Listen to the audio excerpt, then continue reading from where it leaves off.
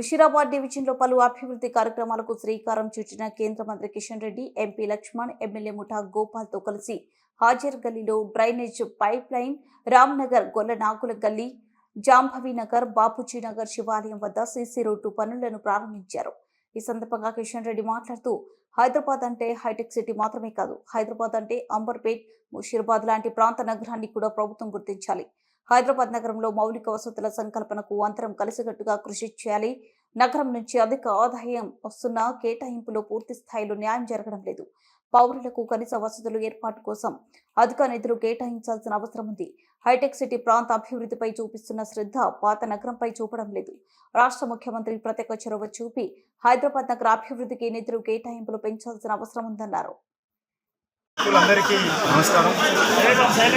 ఈరోజు సికింద్రాబాద్ పార్లమెంట్ నియోజకవర్గంలో అనేక రకాల అభివృద్ధి కార్యక్రమాలకు ఈరోజు పూజా కార్యక్రమం చేయడం జరిగింది.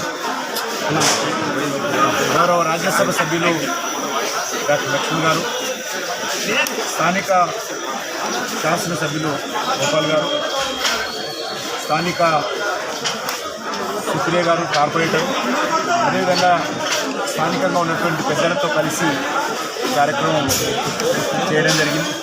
సుమారు ₹1 కోటి 3 రోడ్లు, ఒక డ్రైనేజ్ యాక్టివిటీ, ఒక డ్రైనేజ్ పైప్ లైన్ వేసేటువంటి కార్యక్రమం ఈరోజు మరి పూజా పనులు ప్రారంభించడం జరిగింది. హైదరాబాద్ నగరంలో ఈరోజు ఒకటే నేను రాష్ట్ర ప్రభుత్వాన్ని కోరుతా ఉన్నాను. అనేక బస్తీలలో ఈరోజు డ్రైనేజ్ ఓవర్ఫ్లో అయి ప్రజలు ఇబ్బంది పడుతూ ఉన్నారు. కనీసం రోడ్లు చాలా దెబ్బతిన్నాయి. ఆ రోడ్ల పునరుద్ధరణ జరగాల్సిన అవసరం ఉంది. త్రాగునీటి పూర్తిగా కలుషితమై వస్తూ ఉంది. కాబట్టి రాష్ట్ర ప్రభుత్వము హైదరాబాద్ నగరానికి కేటాయించినటువంటి నిధులను పెంచాల్సినటువంటి అవసరం ఉంది. హైదరాబాద్లో అత్యధికమైనటువంటి రెవెన్యూ తెలంగాణ రాష్ట్ర ప్రభుత్వానికి వచ్చిన హైదరాబాద్ నగరానికి కేటాయింపులు అనేక సంవత్సరాలుగా తగ్గుతూ ఉన్నాయి. కాబట్టి హైదరాబాద్లో ఉన్నటువంటి పౌర సమస్యలను పరిష్కారం చేసేటువంటి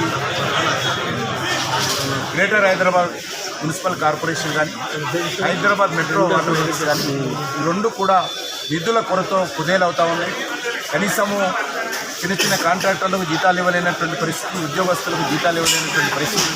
దీని కారణంగా అనేక రకాల అభివృద్ధి కార్యక్రమాలతో ప్రజలు ఇబ్బంది పడుతున్నారు. కాబట్టి నేను రాష్ట్ర ప్రభుత్వాన్ని కోరుతా ఉన్నాను.